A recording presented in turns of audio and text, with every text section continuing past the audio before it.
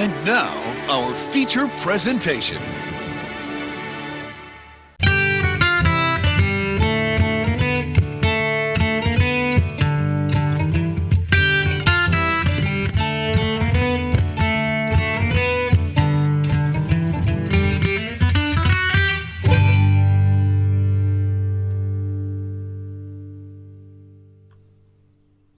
Hello, welcome to another episode of It Sure Is a Podcast. I'm back here with Eric. Hello. He hasn't gone anywhere. I'm pretty sure he sat in the same seat when I left, and he's just been waiting for all me week. to come back. All week. I've chair just over here. It was just like a dog waiting at the door. I'm like, is he back yet? Is he back yet? I have more I want to talk about. I have more things I need to get out of my mind because if I don't, they're going to stay in there forever. That's just me. I think that's a real reason I started this. Let's be honest. So, I'll open it up today. Last week was the episode where literally we just talked about the completion of the book Briar. And if you don't know what I'm talking about, go listen to that because we're not doing that again. I was informed. No, we're done with this. There's a list of topics I cannot bring up. That is one of them. Yeah, no, the thing is there's a list here. And there's, let's see, 1, 2, 3, 4, 5, 6, 7 topics for us to touch on. And we got through the one topic. To be fair, though, that's a pretty big topic. Not only is it a huge accomplishment, so much time has been... Well, you've put so much time into building that world. There's just so much to talk about. So I will say it definitely has been about a year because I started that, and also I started some other stuff during COVID when it was really bad and everything was shut down. Everyone was home. Yeah. That was 2020. I mean, in the span of exactly a month, I think will be the 1 year anniversary of the podcast. Oh, we're going to have to do something big for that. Oh, we're going to get fireworks. I'm probably going to blow something up. I don't know. We can blow stuff up here, right? I mean, I will make it work. We'll blow something up. There's little kids live next door. If cops come, I'll just blame it on them. Oh, good. Yes. Mm-hmm. Blame the youth. I 3-year-old with tannerite or something out there. Yeah. It's like, where would this kid get the tannerite? And you're like, that's your job, officer. I don't know. Yeah, you're the detective. You figure that out. Oh, yeah, and we have all the wonderful topics to dive into, and I gotta get this one thing off my chest. Just something that recently happened to me. It wasn't anything bad. Please don't take it as anything bad. Right now, my windshield literally looks like someone blew up on the windshield. So I was driving here, and I don't even know what happened, but it startled me so much that I was driving and I almost ducked behind my seat. I'm like, oh, one of those things when something comes flying at you, you have the reaction to dodge it, even if you're. Oh yeah, even though you're sitting inside the vehicle, it's just human nature to I got to get out of the way of whatever's coming at me. Yeah, that's the fight or flight instinct. Yeah. And the thing you can compare it to is during the winter when you don't clean off your hood all the way. And you're driving, and a sheet of the snow lifts up and comes flying back, and you're not expecting it, so you're like, oh. So, yeah. PSA: we live in a very wintry area, but yeah, if you also live in that, if that ever happens, that can completely wreck your car. So be careful. Yeah. But back to the story. So I was on my way here, and literally, the road is clear, everything is fine. And it's very funny that since the last podcast topic, this is going to play into that a lot. My vehicle was assaulted by, I don't know what it was, but it was a swarm of insects some kind. And they were just all buzzing around in the middle of the road. I'm driving. And, out where you live, there's a little bit of a highway that you have to go on before we get to your road. Mm-hmm. So just the middle of the highway, there's just a swarm of insects. I'm just driving, and all of a sudden it's and it's bullets, and I'm sitting there, I'm I'm panicking, because I don't know what's happening, and I'm I'm like trying to dodge out of the way, and all these bugs are just hitting. I couldn't even tell what they were because on impact they were just annihilated. Oh no! So then I like, all right, I'm gonna turn on my windshield wipers. I start. Oh no! Sometimes that It smeared it, and then I used my windshield washing fluid, and like it did not help. It only made it worse. So I'm gonna have to clean that off today. And I don't know what happened. Maybe it was the universe telling me that it's like you're writing a book about bugs. You're insulting bugs in some way. Here's a bunch of bugs for your windshield. I don't know, but that's what happened on the way over. My life was forever not really changed. But it's still something that kind of bothers me because I was like... Yeah, but no, that's still kind of weird that it's just in the middle of the road. Yeah. There must have been roadkill or something if they were congregating around there. I don't know, but these bugs, they were out to get me. They wanted me dead, I think.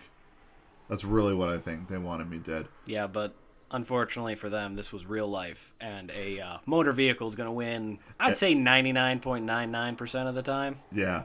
Even like when they're not, getting hit by it, they get trapped in there and they just die of heat exhaustion. Yeah. Ever try to let the flies out? But like every other insect just panics and just like goes running everywhere in your vehicle other than where you want them to be. And you're like, all right, you can die in here. Go for it. I try to help, but yeah, I don't have the patience for that. I had a spider who lived in my car who would eat those flies. And that spider like lived in my car for like at least a year. Like a confirmed year. You're a brave man. I don't like spiders. Oh, neither do I, but we had an agreement. Spiders and bees. I can't. My wife makes fun of me constantly. Every time we're outside, she's like, if you just stand there, they'll leave you alone. I run away screaming. I can't. They only pay as much attention to you as you do to them. Well, I'm paying them a lot of attention, because I'm getting the heck out of here. Yeah, you're like, I need to go now. I'll see you later. Yeah. And bee stings. I have a bee sting on my leg.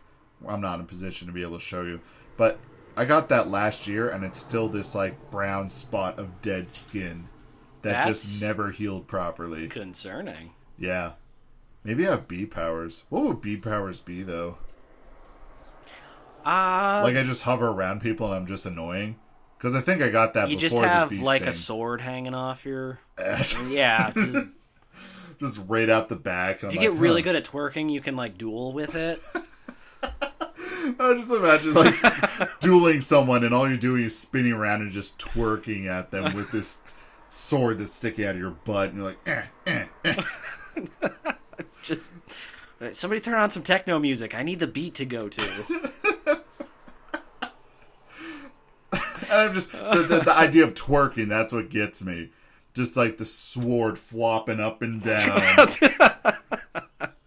and it's playing like apple bottom jeans, boots with the fur.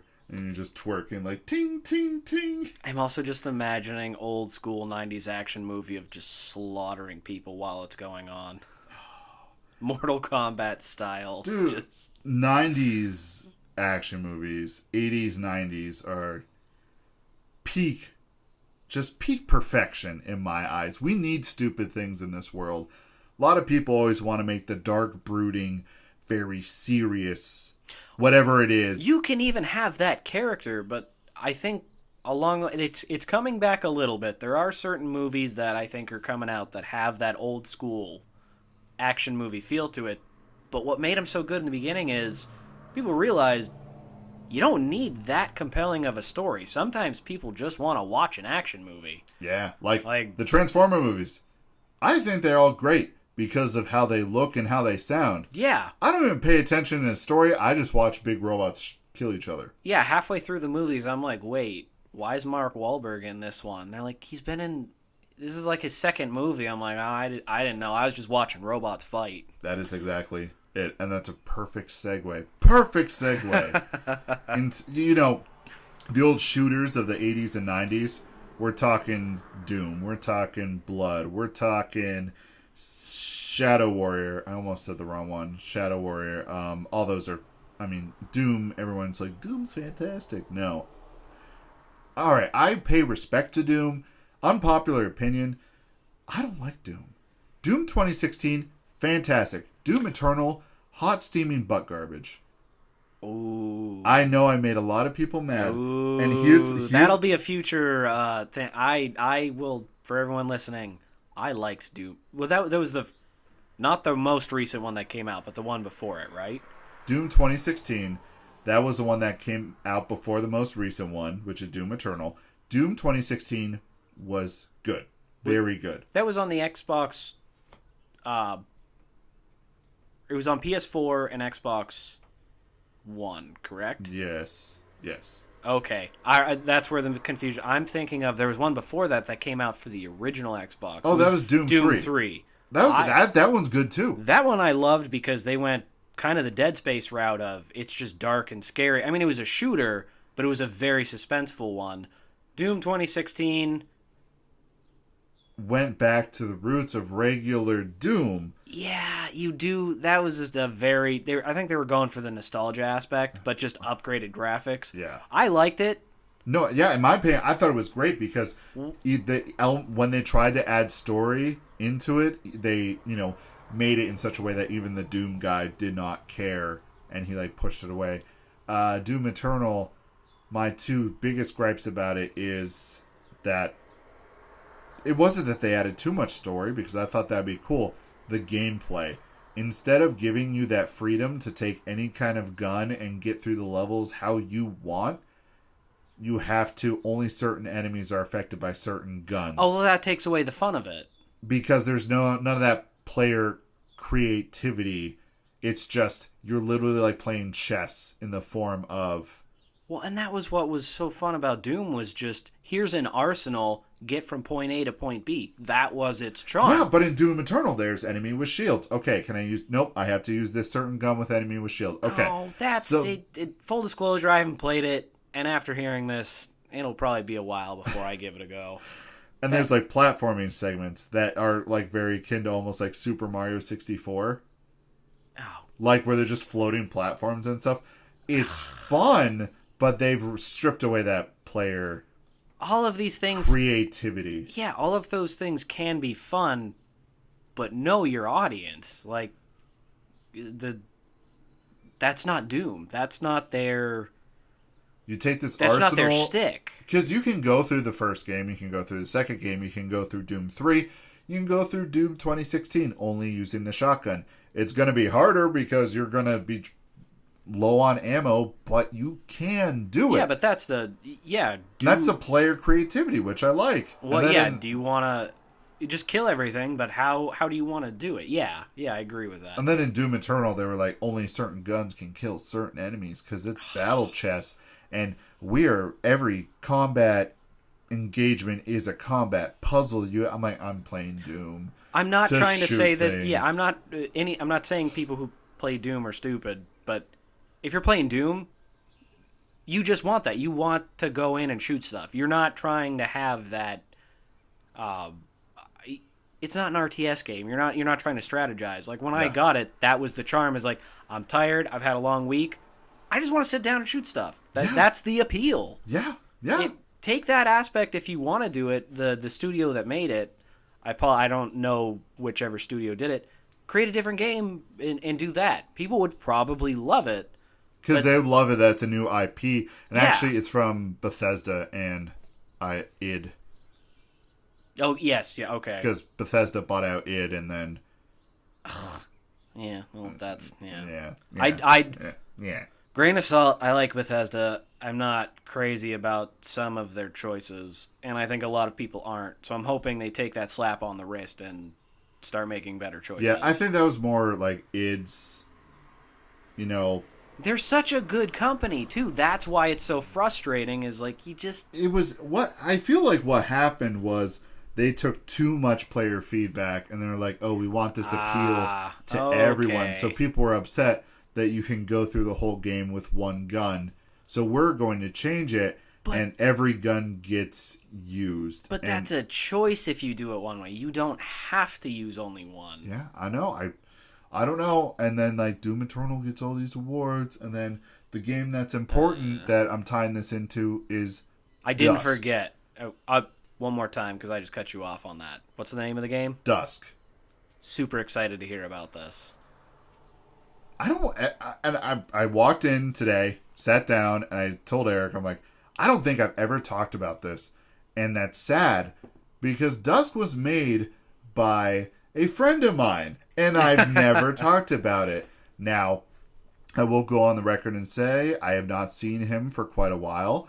I kind of became that acquaintance friend area when he was dating my one friend. Now they're married. They have a family. And it's like, I feel like I have to throw that out there because if anyone were to come back like, oh, you're only his friend because he made a video game and you like video games. No, I was his friend before he was cool. Childhood friends, and then just people grow up and distance happens. Doesn't mean you're not. Yeah, it's just adulthood. For anybody who's listening who's young, enjoy your youth. Just enjoy it. Enjoy it because it is going to go away, and it will never come back. There's a lot of good about being an adult, but there's a lot of things, that just change. So enjoy it. But so Dusk. Yes. The reason I brought up those old shooters because Dusk was a throwback to kind of Doom, Blood, not Redneck Rampage. We don't talk about that one. Shadow Warrior. They're all the build engine games. And if you don't know what's a build engine game, sometimes they're called boomer shooters because they came out, with that age generation that's considered boomers. With that being said, if you want to get a very vast look on everything about these kind of build engine shooters, I recommend looking up Civi11 on YouTube. He covers them, does a great job at them. But this isn't built in that engine, but it's a throwback to those shooters. You run around as I believe he never had a name, but after some fan art, after me doing a little research, Dusk Guy is his name. So you're a treasure hunter. You show up at this abandoned town of Dusk, and it is just a shooter through and through. Nothing fancy about it. You just go through the levels. You find secrets. You shoot things. It's like just adrenaline shot of fun. Those are that was like the golden age for those types of games though, because that was I don't know. We haven't seen games like that in so long. I think that's why the new Dooms did so well, is because everybody got too advanced, and these kind of fell by the wayside. And you're seeing a little bit of their resurgence. But quick question for Dusk: was it first person or third person? First person. First person. Okay. Yeah, all the games I'm talking about. It's a good thing you brought that up because in my brain I know what the build engine is, and a lot of people might not know. All first person shooters. Duke Nukem, the original ones, those are all build engine games too. You just run around, shoot, everything looks like cardboard, but there was a charm to it. Even Ion Fury, which that is a game that was made 2 years ago in the build engine, so they made a game in what year is it now? Okay, so around 2019, 2018, they made a game in that engine, which is super old, and they made it in modern time, but originally it was called Ion Maiden, but Iron Maiden had a little oh no, it sounds too close to us, so we're going to sue you, so it was changed to Ion Fury, which is hilarious because it's I don't think you can get two different fields on music and video games. Yeah, but I feel like a band that old, prolific, and they just want to be like, you get nowhere near us. Okay. And I'm not saying one way or another. I'm just saying that's my perspective on it. So, you have your phone on you? Yes. I want you to look up Dusk. All right. So I want you to go to your search bar and let me know when you're there. Okay. Okay. So if I did it correctly, just go in your search bar and type in waste.money. And if I did this right, it should send you to the site.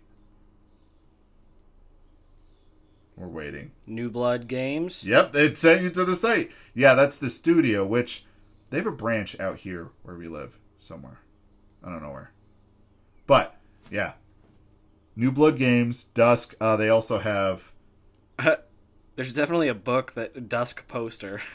Yeah, that poster. That's the Dusk guy. But I wanted to bring it up and just bring some attention to it because I never talked about it. Those old shooters, I love those. What? I'm sorry, I'm just enjoying all of the different. It's definitely. Oh no. That artwork is just awesome. That's so hardcore '90s artwork. It's amazing. I think we need a resurgence of those '90s shooters. I've been saying for the longest time because I play Blood, I play Shadow Warrior, Duke Nukem. I've never really gone back to that, but like Blood, Shadow Warrior, I go back and just play those just because they're. What? All right. Here I'm gonna say it. Controversial statement for this day and age, but I go back and play it because they are fun. You know what? I'm gonna jump on that bandwagon. Sometimes all of that intricate, tied together stuff, it is fun, but when that's the only thing flooding the market, it becomes a chore and it's not fun. Mm-hmm. Sometimes, like you're saying, these games, it's just somebody took that creative passion, they put it into this game, and you just go with it, and it's a blast. There's like, especially in Dusk, there's jokes and little things hidden everywhere. There's definitely a room that you go into, and on the loudspeaker, if it's a secret room, if you find it, it says, I can't remember exactly what it says, but it says, Dr. Memes, we need you to come to such and such place in the facility. Dr. Memes. And he has a room that is like dedicated to his daughter. Like it's just like a picture of her like all around the room. It's cool stuff like that. And I mean that it's obviously the game was very inspired by that, but it's fun to play. It is like it's fun. It's just you're a dude, you're in this kind of occultish backwater town. Plays a lot more like Quake, where it's just you walk very fast, there's no reloading, you just jump. You can like jump all over the map if you want to. Oh, you just have a set amount of ammo and there's just no reload on it then, kind of? Yeah. Like the older shooters. Like there's no reload animation or anything. Especially, I'm thinking of a memory of Shadow Warrior. I don't know. Have you ever even heard of Shadow Warrior or Blood?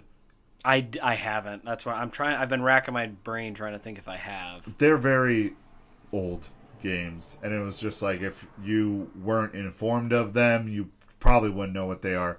So, like, Blood was it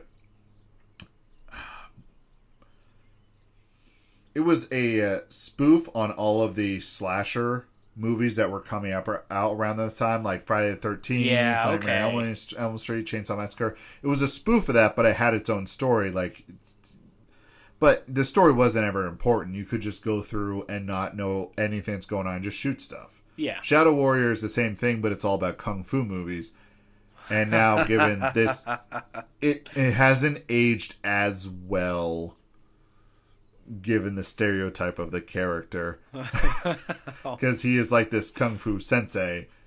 And, yeah, just some of the stuff he says, you're just like, that did not age well. But it's still super fun, and you can there's a slider that you can just turn his voice off if that would offend you. I mean, some of the stuff is like, okay, I got a chuckle out of that. Because you'll find, like, these anime girls. This was back in, like, the 80s, maybe even early, late 70s. There's, like, you'll find these anime girls are, like, in the shower. And obviously it's just, like, a flat texture. Yeah. They're covering themselves up. And he'll, like, have these terrible pickup lines. And these characters will just pull out Uzis and start shooting him. And he's like, get away from me. And he's just like, oh, he's, like, running away from him. That's a part of the game. Like, I've been killed by finding a secret where there's like, oh, it's a bathing anime chick. And then I show up and I just get decimated because I was low health. I'm like, oh, cool. And then he says his voice line and I realize, oh, no, they're going to shoot me. So I'm trying to run out and I get killed. But going back to Dusk. Dusk is very fun. Dusk. Dusk is a hard word. And also right now he's working on his other game, which is Gloomwood, which is, I don't know how to describe it. You're like in this Victorian city, and you're just sneaking around with this like sword cane, and you're like stabbing these dudes, but you have a pistol and a shotgun. It's fun, but I don't know what to describe it as. You have to sneak everywhere.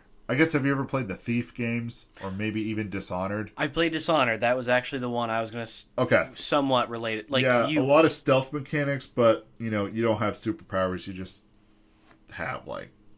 That sounds kind of cool, though. The demo's pretty fun. I do have to bring it real quick, just because if anybody wants to play Dusk, is that currently available anywhere? On the PC Master Race. Oh, well, us peasants don't always have access to that. Whenever I say that, I really want to, I want to rip out 2 beers and just pound them off my head like a frat boy, like, PC Master Race, oh! It's coming out on the Nintendo Switch. And it's actually funny because my mother and his mother-in-law, so it'd be my friend's mother, still hang out a lot. And I'll ask how the family's doing, and, she tells me, oh, she's doing good, her kids are doing good, David's doing good, because you find it on the Steam page, so I'm not doxing him. And she's explaining to me how, the Switch port is coming along, but it is taking so long. And I don't even think it's on his end, I think it is on, Nintendo's end. When roughly did Dusk come out? 3 years ago? 4 maybe? Okay, I guess I can see. I thought maybe if it was a little bit older, I'm like, it wouldn't... The technology's gotten so much more that I think it's easier now to port games onto the newer technology, just because its processing requirements and its memory requirements would be lower. But that's still fairly recent, so I could see that. Yes, I'm looking it up right now. It would actually be about 19, 20, 21. So 3 years ago, January 10th, 2018. I think that's relatively recent enough, though. I guess I could see where there potentially could be maybe a little bit of a hold up. Yeah, and obviously, and here's the thing, the podcast, we talk about games. I hope I never give off the impression that I'm like, oh yeah, they can just go in and just fix this and make this happen, because video games I compare to bumblebees. Bumblebees shouldn't be able to fly, but they do. Any bee shouldn't be able to fly, but they do. Video games shouldn't be able to work, but they do. Right? It is this perfect, intricate execution of code, combining with music, combining with 3D engines. I mean, and I know I probably am putting way too much, way too much mental thought into this, or putting way too many stakes on video games, because you can compare it to, we shouldn't be able to download games just off of internet waves. We shouldn't be able to, be able to compute all this stuff with... You know what I'm trying to get at? I do, and I think it's because we grew up a little bit where, and not to sound old, but we grew up without all of this technology there. So for us, this is still crazy, because if you wanted to play games before, you had to go out and you had to buy the cartridge, or you had to rent the cartridge if rent you were the poor, cartridge, like yeah. I was. And not a disc. The actual old school cartridges, you go out and rent or buy those, and that's how you played them. Now it's in 5 seconds, go online, download a game. So yeah, to the younger generation growing up, I apologize for my use of these terms. I can hear myself speaking, but seriously, like my younger brother, 16, he never went through that just growing up because the technology was there. So to him, this is just part of everyday life. But for me, I'm still like, this is crazy. I want this. Oh no, it's late at night. The store's closed. Doesn't matter. Get on your 24/7. Get on there and download it. Yeah. So I understand where the fascination's coming from, because I am too. You're going from that old school 2D run around shooter to now this crazy textured, intricate. And I mean, it's supposed to look like an older game. But that's still, I don't discount the fact that there are still so many moving pieces that if one of those pieces gets out of line, the whole thing blows up, and the whole thing breaks. Yeah. Because I have some history of coding myself, and I was able to get a prototype running up of, it's almost like Legend of Zelda, the top-down style. I was able to build a map. I was able to, this was all pixelated. The thing was, it continuously crashed because I did not put a colon where I had a semicolon. It might have been the other way around. I had a line of code that had a semicolon and it needed to be a colon. Or it needed to be a colon and I had a semicolon. Whatever, that was the issue. And this thing kept crashing, kept blowing up because of 2 dots. Yep. On the computer, which blows my mind. It's just like, so I understand that, all right, porting it over, getting it set up for that probably takes time. And then also, probably, all right, 3 years ago, it didn't really get picked up and become kind of like, oh, this is really good for about probably a year. And then, all the stuff with contacting game companies and setting that stuff up, that's got to take another year plus because there's like so many different entities and so many different IPs going through that network to get onto a console. Yeah. So you know what I mean? It's like, I understand that it's taking a bit.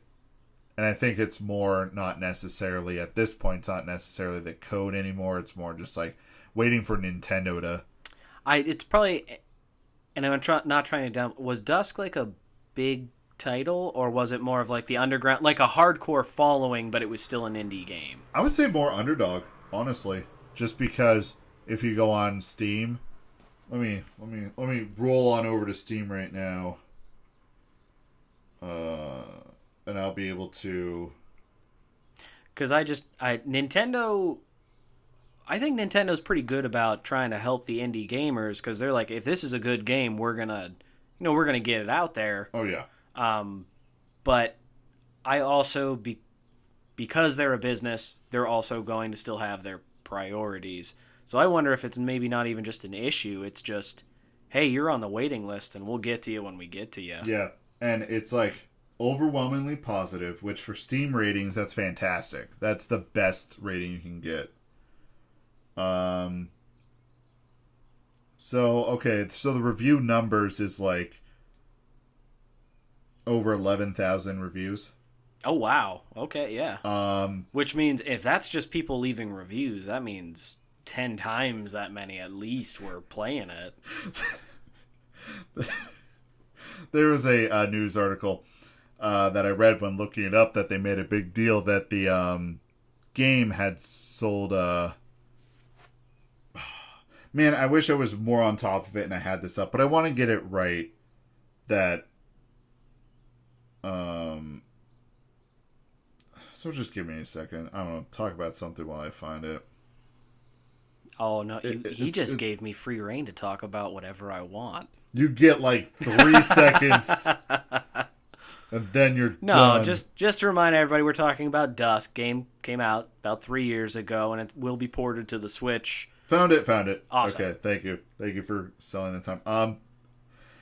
After a month after launch, and they really wanted to spread the word about this, Dusk sells 69,420 copies a month after release. So it's 69,420. But that almost 70,000 copies by an indie developer in a month. That's... Well, the thing was, it was my friend, one dude who made it all, had Andrew Holschult to do the music for it, which he does fantastic music, and then the producer was New Blood. So he made it for a studio. Then. Yeah, but the thing is, knowing the studio and how small it is, and I know some of the people who work for it, it's kind of like, it's just like a few guys putting this together pretty much. Yeah, but... So, Dusk pulled in 8,000 pre-orders, sold 22,000 copies during the early access, eventually got the additional 40,000 after release in December 2018. That makes sense. Early access was January 10th, and then December was the full release. Okay. And then off of this, sells an average of 1,100 copies per day, especially during sales. No, that's during sales, and then 200 to 500 per day. Yeah, but still 200 per day. And I mean, I don't want to dox my friend, but like, now I haven't been there, but like from talking to his mother-in-law, like he's been doing good, which is great. I mean, he's been working on this for a long time. Yeah. Like before then, like it was years before then, and now he's working on the next project. So I just wanted to take some time and like, if you're interested in those kind of retro shooters, check out Dusk. It's gonna come to the Switch. I mean, I'm gonna get it for Switch too, just because. I mean, that's who I am. Us peasants will have to wait for the Switch, but yeah, yes, you peasants. I definitely will be checking that out on the Switch. Yeah, it is. It's simple. It's simple. It's dumb fun, and I don't mean dumb fun in a bad way. Just because you need games like that. You need games where you just sit down and just like pop it in and play it. You don't have to sit down and. You don't have to know the intricacies of the world and all that. So, yeah, right. Those are fun too. There are days where you just want that. Yes. Like you're saying, yeah, plug and play, let's go. Now I'm just imagining those plug and play game consoles. You ever play those? It would be like in the shape of SpongeBob's face, and you plug it into the two jacks on your TV, the red and white one. And then it would just start up. Standalone. Oh my gosh. And it would like be terrible. It would just be like absolutely like horrible. Somebody was like, I got the base programming code off of this, and I'm just going to throw it onto a joystick. And and you just play with SpongeBob's nose. You're like, let's go, bro. Oh, that was... I mean, honestly, at this point, we could probably do the same thing, but with like quality games. Like, hey, you can... Here's this little box. You can play this title, and this title off of PS4. Just plug it into the USB thing on your TV. That might actually be kind of cool. Yeah, but then they wouldn't sell consoles. They'd still sell consoles because this would be a very limited... That is true. Because if you're going to do that, I'm assuming you're not going to give it like internet access. The hardware is going to be a lot lower. Yeah. So it's fun because you could do the old school, take it to your friend's house because the memory's stored in, the box you're using. But you're not going to have that access like you do before. There's not going to be multiplayer. I think we passed that threshold to be able to consider that as a form of like technology. You know what I mean? Like, it's a great idea, but like, there's already industry and a market off of consoles that they wouldn't do. Yeah, that. I would agree. If we were at the point we were at now, back in the late 80s, 90s era, with the plug and plays that came popular right at the end of the 90s, going into 2000s, okay, I could see that. Like, I could see like a thing that you jab inside your TV, but we're not there. It'd have to be targeted at specific people as like a nostalgia factor and make it a limited release. Because, I mean, that's what Nintendo does with the NES Mini, SNES Mini. I think I might maybe it was Atari or Nintendo. I might actually have one of those here. They were just like the old consoles, and you would just be able to plug them in like with the HDMI, and you'd play those old games that look like the old console. Yep. Because I have the Super Nintendo one. I think I had maybe it was the Sega. The Sega came out with one, too. I definitely think I got that one. And then PlayStation came out with one of the throwback consoles, but it was really garbage. The games that's probably why I didn't the games they put on it were garbage. Like, it's like the original PlayStation. They put Metal Gear Solid. That was the only notable one. Everything else was like... I was just going to say that. I was like, oh, that's a good... Oh, okay, yeah, nothing else. So, like, okay, I mean... You can get it for $50. So if you wanted to play Metal Gear Solid, the original, for $50 on something that's kind of almost like the original thing, not worth it. Yeah, no, no. And the funny thing was, I think Sony shot themselves in the foot with that because that was coming out at the same time when all those Crash Bandicoot and Spyro remakes were coming out, and they couldn't really put them on there only because. Why would you play the older ones if the new remakes are coming out? And they're just that makes sense. They're the exact same game, just all quality of life, and they look better. Like, that's all it is. No, if, what is it? Microsoft, if they want to make some money, they should do something similar to what we're talking about, just the standalone little console. Make it like Halo 1 and 2. You can recreate all those Halo LAN parties. Yeah. I mean, on PC, you can play Halo 1 through whatever one they're on now, but Yeah, but you don't get the nostalgia of everybody being cramped in, that your friend's like, yeah, Yes, my you dad can. has You this can bring TV. in your computer to your friend's house. I was like, yeah, you got to bring your extra TV over, though. Like, does anybody's dad have one in the garage they can Those borrow? were good days. Those were really good days. That was like an event. And then when people, you can't stay up late. No. We are 12 years old. We put how much time and effort into organizing this? We have 10 people coming. We are staying up for 24 hours straight. We are playing this. Try to tell me to go to bed. I distinctly remembered when Halo 2 was real big, going to my friend's house. Now, I didn't have an Xbox, but, I mean, you can do split screen and LAN parties. My two friends and myself, we were exiled to the garage because we were we were, like, invited because they knew we liked Halo, but we weren't that good of friends. So, like, the group of us were in the garage, and they set the TV on a couple of milk crates, and we had milk crates to sit on in their garage.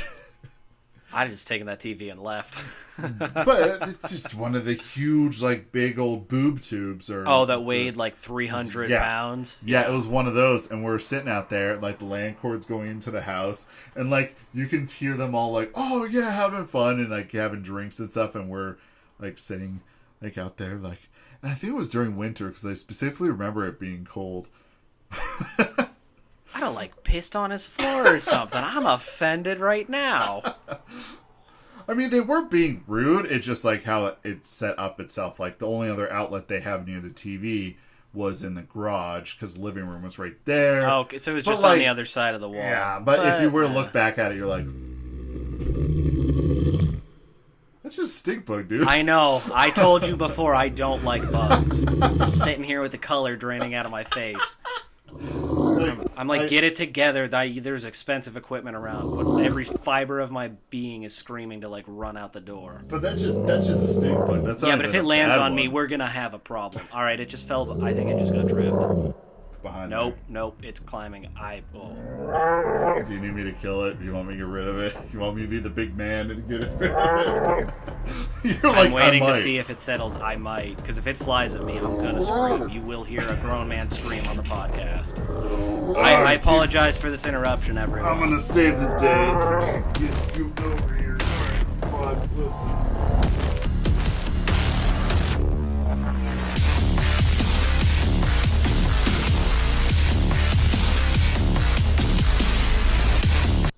I just want everyone to know that as he's taking care of this bug, he just went out and is now berating me to my wife that I was afraid of a bug. And yes, I will have no shame in admitting that. I needed him to save me from a stink bug. 2 hours later. He's back. I'm not going to tell him what we talked about. That's fine. Dog, get your snap Hey, all right, get there. out of here. No, I just I got rid of it, right? And then I talked to your wife about Harvest Moon. Oh, for the first couple seconds, I was just narrating. I'm like, Brandon saved me from the bug. He's looking how to get rid of it. Dude, you said nothing. I'm looking at the audio file. Was it paused?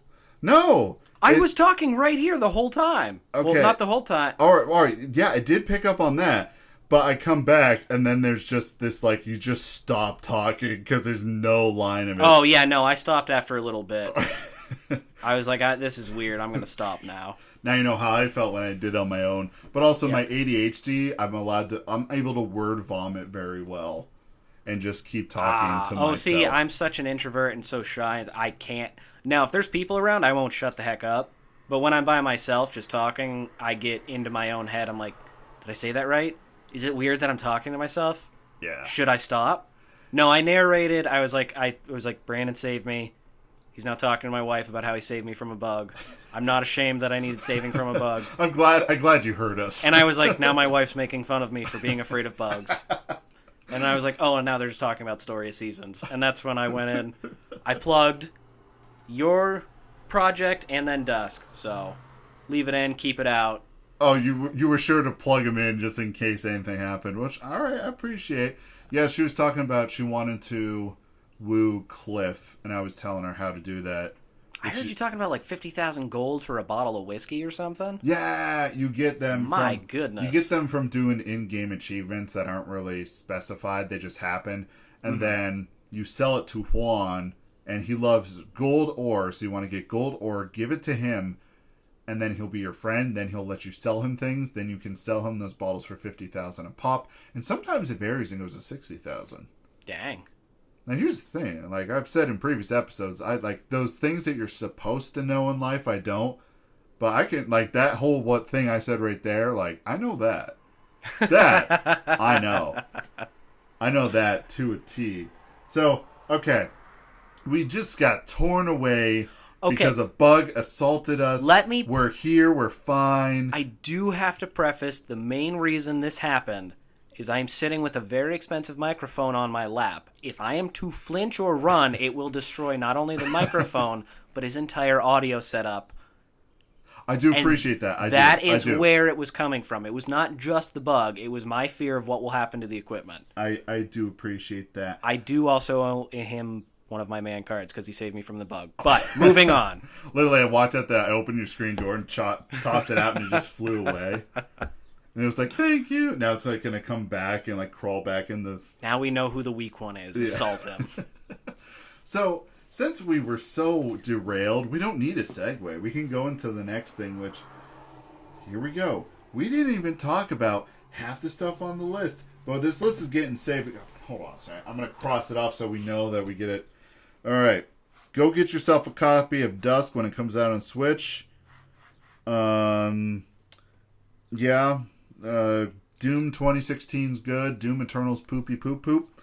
And let's finish on Biomutant. Because I brought this up and you were like, oh, yeah. I have seen a lot of trailers and stuff, but I don't know exactly what it is. But it looks really interesting. It looked almost Monster Hunter style-esque as far as the graphics went. And I was curious, is it anything even close to that, or is it a completely different... I don't think so. It was originally announced, I think it was originally announced 2017. It was a while ago.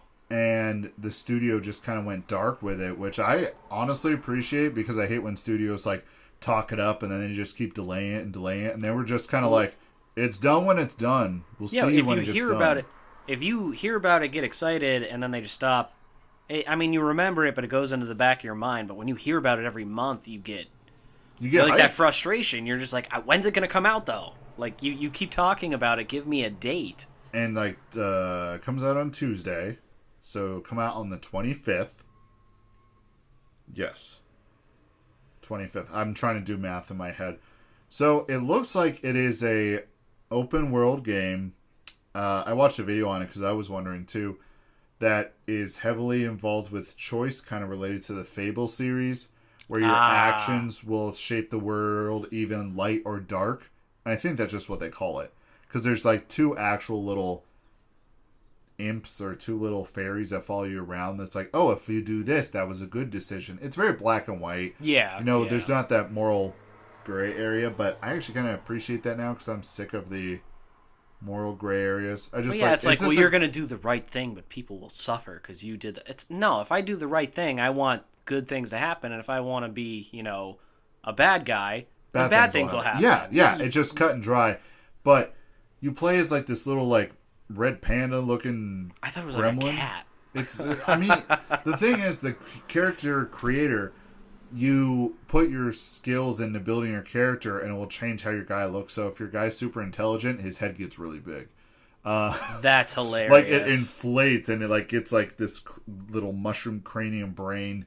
If you like just want to do muscle, you get super ripped but your head's tiny. And you can kind of like play around with that stuff. But those are like your beginning stats. Mm-hmm. You can kind of train anything you want. But it's just an open world adventure set in this kind of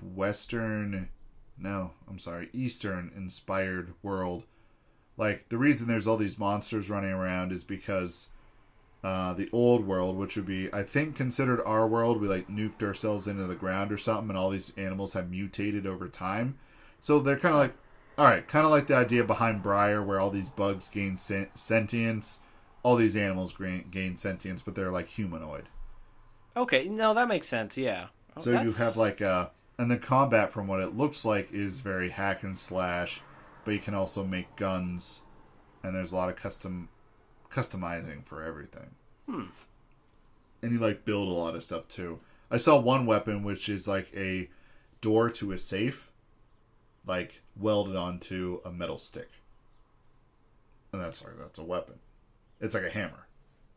That sounds awesome. I was going to ask what you meant by building. So you can build weapons and Yeah, and then you can put little charms all over them that gives them buffs.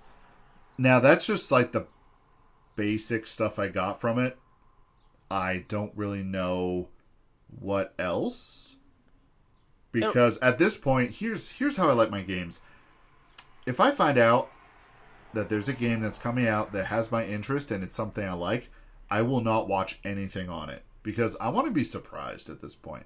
Like Valheim, the reason I like that so much is because I was surprised, because I didn't do all this research and dig deep into figuring this stuff out. I was like, I'm just gonna buy it. Yeah. Because I heard it was good. And that game has continuously just surprised me. So that's all I know about Biomutant, but it looks awesome. It looked really cool. I'm happy they're finally releasing it. And I think they're doing physical editions. I hope. Just retail. My brain's been poisoned by the PC Mastery, so forgive me. I'm like, physical edition, like, it's not commonplace. But I know some developers are kind of starting to transition into digital only. Yeah. It's cheaper on the production side, which I get, but I like to hold a physical copy. I do too. Well, especially since trade-in's not as big as a market as it used to be, but if you do buy that game and you don't like it, you want to get something out of it. Yeah. For even you're clearly not going to get everything you put into it, but it's nice to be like, all right, if this isn't a total loss, I tried it, not my thing, I can at least put it towards trying something else. Yes. So digital copies, and they tell you big, bold, no shame print, you buy this. No refund, no exchange. Yeah. No refund, no exchange. I'm fine with, and you buy a lot of games from Steam and everything. Do games like that, are they typically cheaper, so it's not as much? No, but Steam does allow you to refund. Okay. But it's like you can only play up to 2 hours. If you are like 2 hours and 1 second, you can't. That's probably the programming. Like, okay, they tried it, they didn't like it. Yeah, which I'm kind of okay with. And you can ask for your money back or just store credit. I mean, I don't have an issue with that system, because there's been a few games that I've tried, bought on a whim on a sale, and I'm like, I will not play this. This is not what I thought it was. Not anything. It wasn't a bad game. It's just not what I thought it was. So they're like, "What do you want? Store credit?" I'm like, "Yeah, I'll go buy something else." Well, you bought it, you take it and get something else that I want to try out. I think Steam's the only one that does that, but I mean, Steam also, you can gift games to friends too. Like, you can buy it and just send it to them. Oh, so that's cool. They go to they call it inventory. But they just like, oh, I have a new message. They just click on it and they're like, you have a new game. And they're like, oh, okay. I've done that for a few times for my friends. But yeah, a lot of reviews are coming out for Biomutant right now. And the Biomutant part is that you can find like these toxic dumps in the world, I believe. And you just go splash around in it and you'll get a new ability. Sometimes you might get an extra limb. You might your arm might change. Like, it's all, like, good stuff, but it's just, like, your character you start out with, you go... With the title, though, being Biomutant, I'm like, usually, if you have mutant in there, there's a specific... I don't know, you expect something along those lines. Well, all right, that makes a lot of sense, then, for... I mean, that sounds really cool, though. I'm excited. Like, Tuesday, I'm excited for it, and I think, right now, the only games I'm literally playing is Valheim and RuneScape, which... Oh my gosh, I'm playing RuneScape. 29 years old and I play RuneScape. Hey. I'm just the definition of like the biggest loser. As I said that, I felt my hairline start to recede. It started curling. We're not making jokes about receding hairlines here. You're like, we'll talk about anything, but bring up that receding hair. That's why I draw the line. My frickin' graying widow peak head.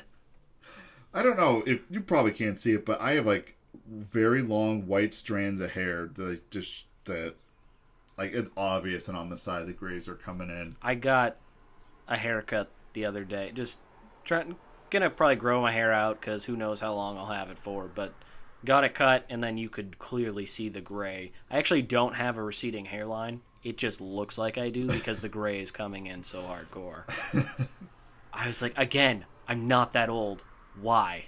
It's maybe age is just gonna hit us earlier. We need to go find puddles of toxic waste so we can mutate and get better hairlines. And I mean, I don't have anywhere to talk because I'm all forehead and I got my man bun in right now. So I'm like, I'm the least qualified to talk about it. But supposedly all those powers are supposed to be good. And you also have a little cricket sidekick. It's like a little robot cricket. I don't know, it just looks cool. I'm curious to see, like, if also the whole game is narrated. That was another thing. By your character or just by some British dude. He's actually a really well-known actor. Well known to some people because I never heard of him, but he's been in stuff that I've seen or heard. Do you happen to know his name, or is that kind of... Alright, let me look it up.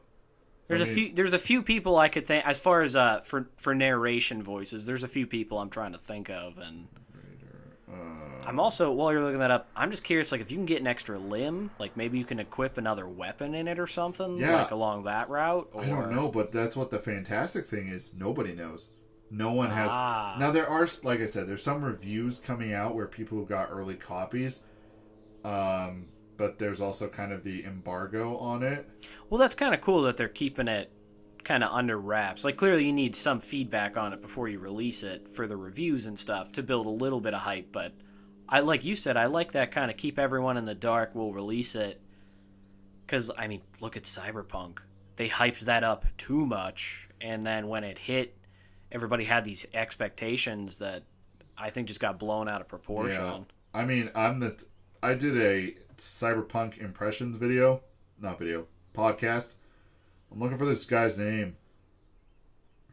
He's a well-known actor because none of the animals actually speak in a language you can understand. So the narrator will... So they'll speak in whatever voice they have, and then the narrator just... will narrate about it. But also he will... maybe it's going to be here. He will also kind of... summarize what's going on in the world based off something you did. There's still like the discussion options, like you have options of what to say, but instead of like an actual sentence, it's going to be like Animalese from Animal Crossing, like that. Okay, yeah. Not like that, but I mean it's the equivalent of that. Well, that's kind of an interesting take on it. I literally cannot. And a lot of their powers are considered like kung fu skills. They're just gonna take Kung Fu Panda but make an adult version. I mean, pretty much. It's just Tree of Life quest. All right, I'm not finding it. I'm not. It's not that big a deal. That was just the nerd in me. I was like, which one? Is it Gandalf? Is it Ian McKellen? Oh no, I can tell you that it's not Ian McKellen. Damn it! You should have just asked, is it Ian McKellen? Well, the other one I was thinking of was what's his name? Patrick Stewart? Oh yeah, no, not him either. All right, well I don't care then. Okay, yeah, no, but I have heard some of the voice lines. They are good. Unless it's Ewan McGregor. I don't even know if he's him. British, but no, but what is he? He sounds like he has an accent, but it doesn't. But I've seen him in movies when he just doesn't have one at all. Yeah, and that's why I was always kind of like, wow, is he like that good of an actor that he just? Yeah. But anyway, yeah, if it's none of them, I don't care. That's fine. Yeah. Sorry to whoever the voice actor is. I'm sure I actually would like you as an actor, but it seems like there's just a bunch of open world stuff. There's 3 different light clans that you can join, 3 different dark clans, and that kind of shapes what missions you have. It really sounds more Fable-esque to me, where it's just like you have your starter thing, but once you go out into the world, like you just kind of do whatever quest you want, whatever order.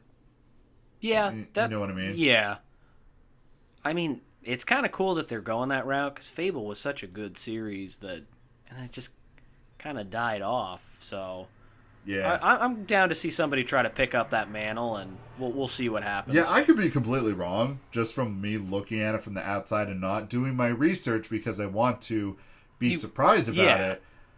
I'm kind of like, it just gives me some Fable vibes, but also, I mean, a lot of the combat kind of looks like Devil May Cry. I don't know if you play those. I played, I think, one of them. Yeah, it's just like the hack and slash. You're jumping around, Yeah.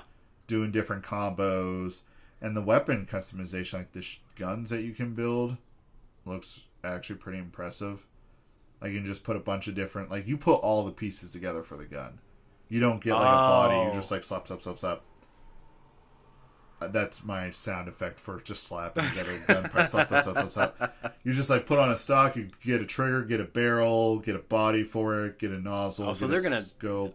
It sounds like a big portion of that's gonna be the customization, but like they're gonna drill down real deep into that. Yeah.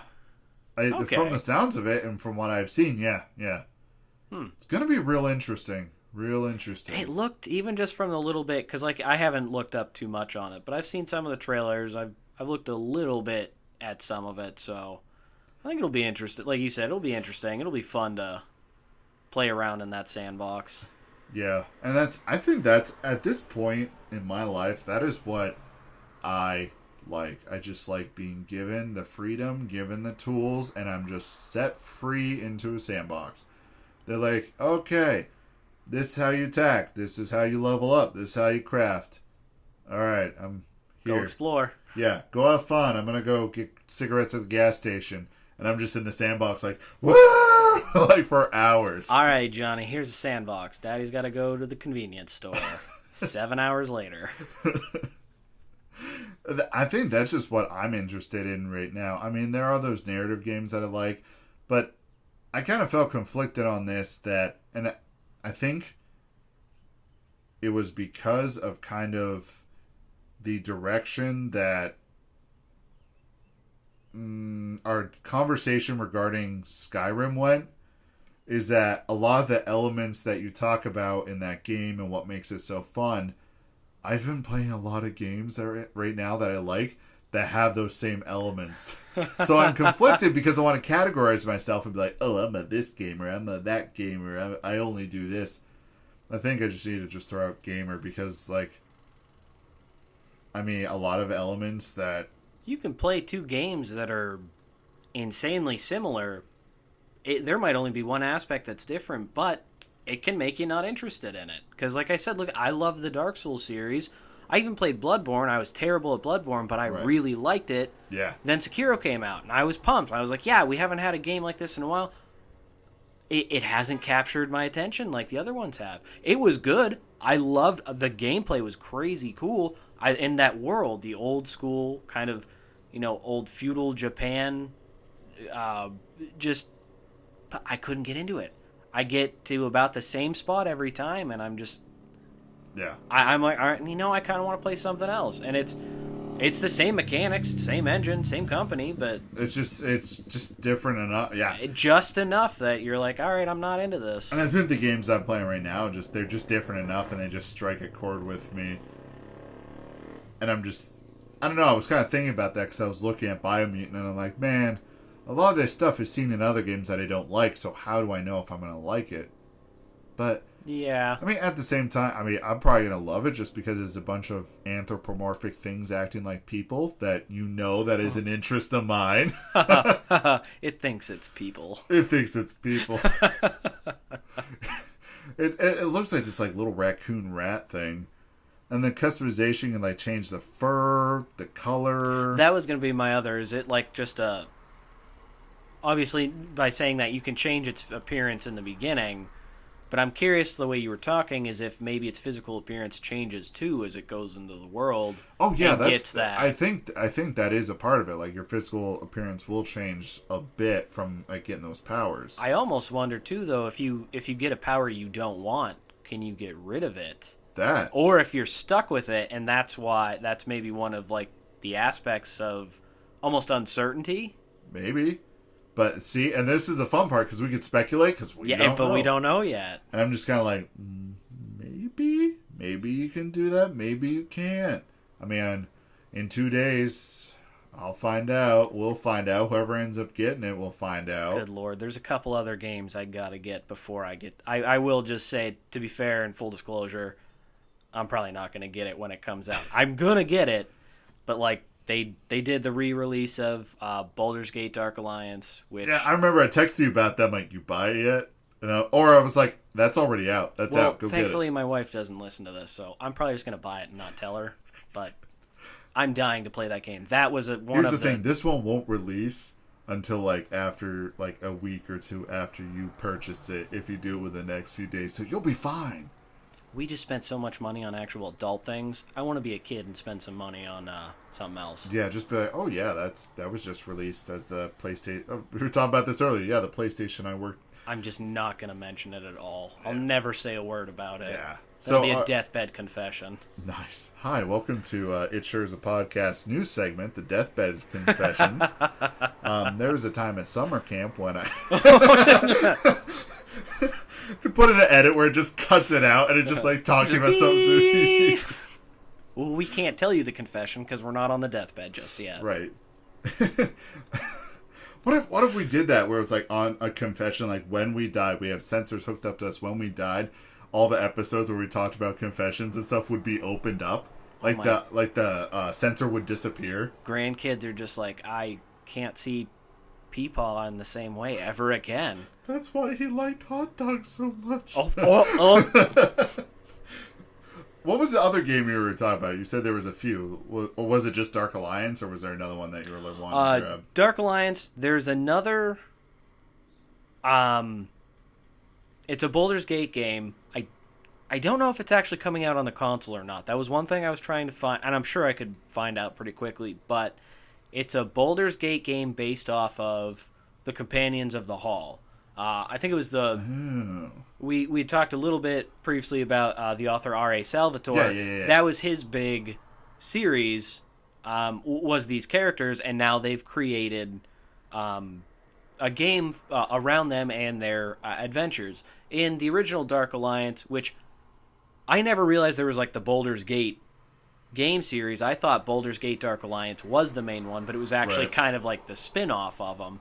Right, so yeah. in Dark Alliance if you beat the game, I think on like a certain difficulty or something, it unlocked the Gauntlet, and you got to play as Driss Duorden in the Gauntlet, and if you could beat the Gauntlet in their time frame, you unlock him as a character in the regular game. And Driss Duorden is the main character in the Companions of the Hall. They had a similar thing in the second game, where it was like a little Easter egg, kind of. If you do this stuff, you can unlock it. So it was clearly still based more around their world, but now this game seems like it's going to be, this is your party, these are your characters. So I got to look more into that, because I don't even know if it's out yet or when the release was, but I'm actually very excited about this. What is that game called? Because just you describing it really made me think was it just called Gauntlet? Like I remember on the Nintendo 64 there was one. Shoot. Where there's the... Alright, so the phone's... Alright, yeah. This one I know exactly what I'm looking at. Was it called Gauntlet? Because just the description, like, it had those RPG elements, but it also, like, was almost arcadey, if that makes sense. I'm trying to think. I definitely remember hearing about it. I can't remember if I they were old. Like, I mean, honestly, if you go down to the arcade that's near us, you can play it there. They have a 4-player version of it. Yeah, Gauntlet. It's what it's called. Not like the original old school 80s, like, block pixelated one, right? No, this was... You are playing Dark Legacy. Huh. I don't know why I'm looking up the Gauntlet games, and it just was, like, opened up my GPS. Is there a Gauntlet somewhere we need to know about? Yeah, you would play as, like, a different set of characters, and that was kind of one of the things where... Yeah, no, Dark Legacy is one of them, but... What was it Gauntlet 64? I'm ending the episode just looking up Gauntlet 64. I can't even remember. Yeah, no, Gauntlet Legends is what it was. Gauntlet Legend. Oh, that does sound familiar, but for the life of me, I can't... You know what? Let me get a screenshot. I look familiar. You able to see that, old man? I just got new glasses, so I can see it. Okay, yeah, that looks familiar. Like, it's kind of the top down, you just run around, beat stuff up. There's those RPG elements, but, like, also it's kind of just an arcade game. Yeah, just almost a Is that what side Dark scroll. Alliance is like? Or does it have Kind a lot of. more depth? But Dark just Alliance, I'd say it probably has a lot more depth because it's... I'm trying to think of... So for anybody who's played Dragon Age, I'll say the map kind of works like that as far as it's open world, but it's smaller segments, kind of like dungeons almost. So like there's your main town, you can leave to go to an area. It kind of all interconnects, and then it goes in chapters. So like once you've beaten everything in chapter 1, you've explored all the areas, like a portal opens up, and then you go to an entirely new area, different, like... So the first one starts in the city of Baldur's Gate. You go through, find all your stuff, figure out a conspiracy, you find a portal, all of a sudden you're over in the Sunset Mountains and a dwarven mining colony, and they're having their own troubles, and you wind up going to the top of a mountain and then back underground, and all through all that, and then you get sent to, I can't remember the actual specific location of the third one, but it starts out you're in like a boggy marsh. And Right. So it's a kind of like a top-down dungeon crawling one, very old school. Equip your armor. You get a magic longsword +2, does this extra damage. Like that's how the weapons are named. Okay. And that's because I specifically remember finding a flaming bastard sword +2 or something. And I just, when I was younger, I was like, this is crazy cool because when enemies come near, the sword lights on fire, so you're swinging it and it's leaving fire trails. And you can do co-op in it. Right. So that was my older brother and I would play. Basically, he would play and destroy everything, and I would just try to do my best. I remember hearing a lot about it. Everyone talked so highly of it, and I was just a kid. I was like, I don't know what that is, but it sounds and like I said, I had never realized, which they do have Baldur's Gate 1 and 2, like the original series for the Switch, comes in a pack. But Baldur's Gate Dark Alliance was my introduction to it, and that was actually at one point how I found out about the author, because I was like, oh, this hidden character. I think very early days of internet or something, and I took forever with dial-up, but if I was like, oh, how do you unlock this character, and somebody mentioned there was a book series, and I was like, well, I'm immediately going to the library. Back before we had... Before Kindle and everything, I had to go to the library to get the books, but... Go to the library, get your library card out. Yep. That was... But, so yeah, I'm trying to think. It is that overview look, dungeon crawling style. Secrets are in some areas. It was so fun that I specifically remember just bringing it up. There were some puzzles in there, not crazy hard ones, but like there's like orbs. At one point, you're sneaking into a thief hideout. Right. An orb's spinning around, and if it sees you, it starts shooting disintegration rays at you. If you get hit, your character instantaneously, doesn't matter what you do, you're gone. You're just dead immediately. And the first time that happened, we were annoyed because we hadn't saved in forever. We were so mad. Just save often. Well, but that's why co-op was so much fun, is if you did that and somebody ran out and died, the other person could run back to like a save point and they would respawn. So you don't lose all your progress and stuff. Yeah, so you just send someone out to be the sacrificial lamb. Exactly. That's all. And if my brother would be like, all right, I want to see what's happening. You run out there and die, and I'm going to see where all these things are at. You were the one that's always died, never him. Exactly. Yeah, he was never like, him. You do it, you die, and then I'll see the layout and we'll do it. But anyway, it's for anybody who hasn't played it, I would say definitely check it out. It's crazy fun. Very based in Dungeons and Dragons lore, so you would say it's a fun game? Oh my gosh, it's so much fun. Fun. I think I've said that 100 times, but that's just the way I can think. There's story to it. You can pay attention to the story if you want, and it does make. I mean, it gives you context for what you're doing, but It's really just go to the marker, figure out what you're trying to do, and go from there. But so I think the episode where we started at was all about fun and fun games, and fun games don't have to have this dark, brooding story that falls behind it and everything. And I will say, this one has like that. It has a very rich story to it, right? But I mean, as a kid, I didn't really pay too much attention to it. I just thought the gameplay was awesome, and my older brother was like, "This is what we're doing." I'm like, "Cool, just You just Tell grabbed me a where I'm sword gonna... and just started swinging. Yeah. I found out the dwarf has like a bull rush ability. Funniest thing ever. Because it's just this magic trail behind you as he just shoots forward and runs into stuff. I just constantly... There's giants that are like 30 feet tall, ice giants, Right. running in and busting their kneecaps. I was cracking up as a child. I'm going to break his kneecaps. My brother was always a sorcerer in the background. He's like, don't run for... Okay, whatever. Just go do your thing. And half the time probably ended up you being dead.